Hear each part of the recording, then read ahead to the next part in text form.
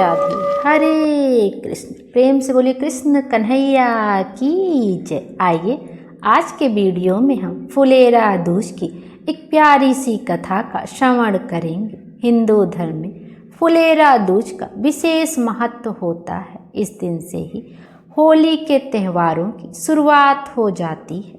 फुलेरा दूज हर साल फाल्गुन मास के शुक्ल पक्ष की द्वितीया तिथि के दिन मनाया जाता है। फुलेरा दूज का यह दिन भगवान श्री कृष्ण और राधा रानी को समर्पित होता है। इस दिन विधि विधान से इनकी पूजा की जाती है और कहा जाता है ऐसा करने से राधा कृष्ण हमारी सभी मनोकामनाओं को पूर्ण कर देते हैं। आइए राधा रानी और कृष्ण कन्हैया का ध्यान करते हुए हम फुलेरा दूज की प्यारी सी कथा का श्रवण करते हैं। प्रेम से बोलिए कृष्ण कन्हैया की जय, राधा रानी की जय। एक बार की बात है, एक बार ऐसा हुआ कि भगवान श्री कृष्ण बहुत व्यस्त थे और राधा रानी से मिलने वृंदावन बहुत दिनों तक नहीं आ सके। ऐसे में राधा रानी बहुत ही परेशान हो गई और राधा रानी को इतना दुखी देखकर सभी ग्वाल गोपियां भी परेशान हो गए। उदास होकर राधा रानी मुरझाने लगी और ऐसा होने से वहाँ के सभी पेड़ और फूल तक मुरझाने लगे।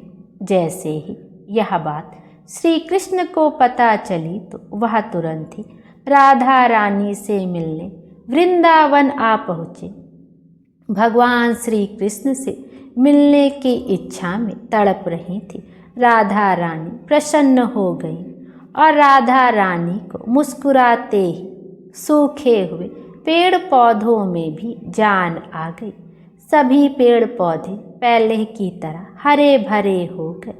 इस समय श्री कृष्ण ने फूल तोड़कर राधा रानी पर बरसाना शुरू कर दिया। इसके बाद राधा रानी भी श्री कृष्ण पर फूल फेंकने लगी। ऐसी मान्यता है कि उस दिन से फुलेरा दूज का पर्व बड़ी धूमधाम से मनाया जाने लगा। तभी से हर वर्ष मथुरा में फूलों की होली खेलने की परंपरा भी शुरू हो गई। फुलेरा दूज का दिन फाल्गुन महीने का एक पवित्र दिन है। इस दिन कोई भी शुभ कार्य किया जा सकता है। इसे सर्दियों के मौसम में विवाह के लिए अंतिम शुभ दिन भी माना जाता है। इसलिए इस दिन कई विवाह होते हैं। यह आयोजन होली की तैयारियों के साथ भजन कीर्तन और गीतों का भी है। फुलेरा दूज मुख्य रूप से मथुरा, वृंदावन और कृष्ण मंदिरों में मनाया जाता है। इस खास दिन पर मंदिरों को सुंदर फूलों से सजाया जाता है और राधा जी और श्री कृष्ण के प्रेम के प्रतीक के रूप में लोग फूलों से होली खेलते हैं और फूलों को एक दूसरे को आदान प्रदान करते हैं। यह आयोजन वैवाहिक संबंधों को प्यारा और गहरा बनाने के लिए भी माना जाता है। कहा जाता है कि इस दिन श्री कृष्ण प्रेम के प्रतीक के रूप में प्रकट होते हैं। फुलेरा दूज का दिन सभी दोषों से रहित होता है। इसलिए इस दिन कोई भी शुभ कार्य संपन्न किया जा सकता है। इस दिन भगवान श्री कृष्ण की पूजा की जाती है और राधा रानी और भगवान श्री कृष्ण को गुलाल भी अर्पित किया जाता है। इसके अलावा इस दिन घर में मिठाई बनाकर भगवान श्री कृष्ण और राधा रानी को भोग लगाया जाता है। फुलेरा दूज की पूजा गोधूली बेला में की जाती है। इसलिए पूजा से पहले शाम के समय स्नान आदि करके स्वच्छ वस्त्र धारण करके और भगवान श्री कृष्ण और माँ राधा रानी को नए वस्त्र पहनाकर तैयार किया जाता है। उसके बाद उनकी पूजा आराधना की जाती है। उन्हें नए वस्त्र समर्पित किए जाते हैं। फूलों की माला पहनाई जाती है। उन्हें गुलाल लगाया जाता है। उन्हें मिश्री या सफ़ेद मिठाई का भोग लगाया जाता है। गुलाल उन्हें बहुत ही प्रिय होता है, इसलिए फुलेरा दूज के दिन माता रानी को, राधा रानी को गुलाल अवश्य समर्पित करें। प्रेम से बोलिए कृष्ण कन्हैया की जय, राधा रानी की जय। हरे कृष्ण।